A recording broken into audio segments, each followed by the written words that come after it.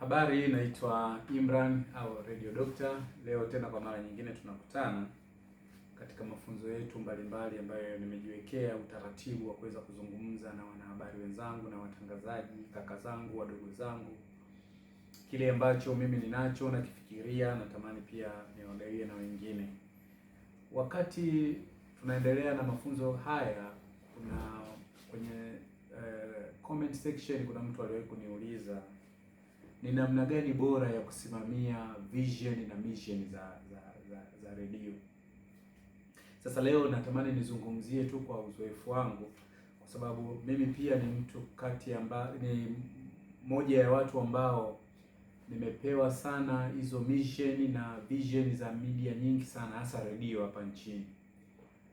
Kila redio inapoanzishwa inakuwa na vision na mission yake, na hizo mara nyingi huwa anakuwa nazo yule mwanzilishi, yani yule owner.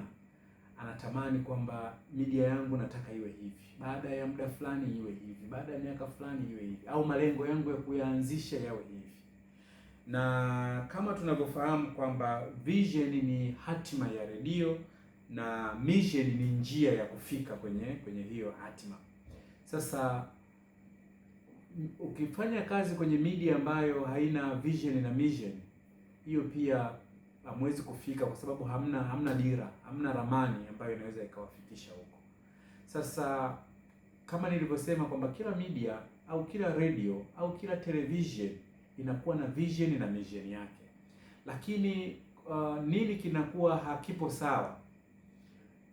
Kwanza nionavyo mimi ni kwamba wanaopewa mamlaka, kwa sababu waanzilishi wengi wa hizi media, wengi sio wataalamu wa hizi media.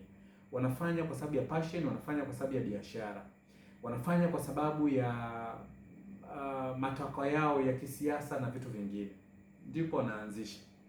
Sasa ukikuta ile media ambayo inafanya biashara, maana yake hiyo lazima vision na mission yake inatamani kuwa kwenye maendeleo na kwenda kwenye kufanikiwa.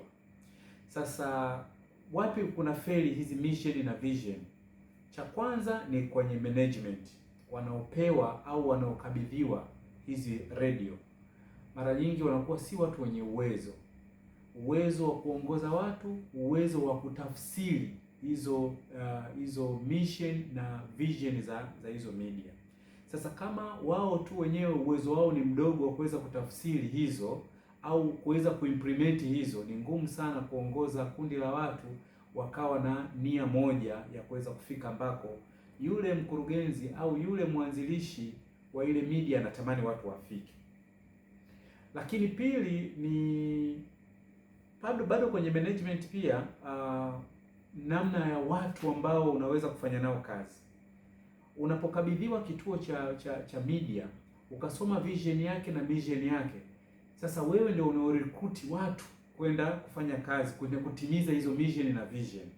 Sasa lazima uchague watu ambao watu ambao wana copy ile vision na mission ya hiyo media, kwamba sasa kwa jinsi nilivyoona mission yetu na tunapotaka kufika timu hii, yani fulani na fulani au huyu tulomfanyia interview, tumeona anaweza kutusaidia kwenye kufikia kwenye hilo lengo letu.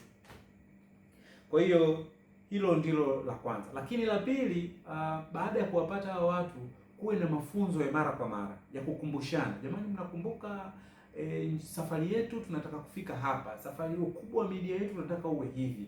Malengo ya mapato ya media yetu tunataka hiyo hivi. Mapato ya media yetu kwenye audience tunataka tufikie hivi.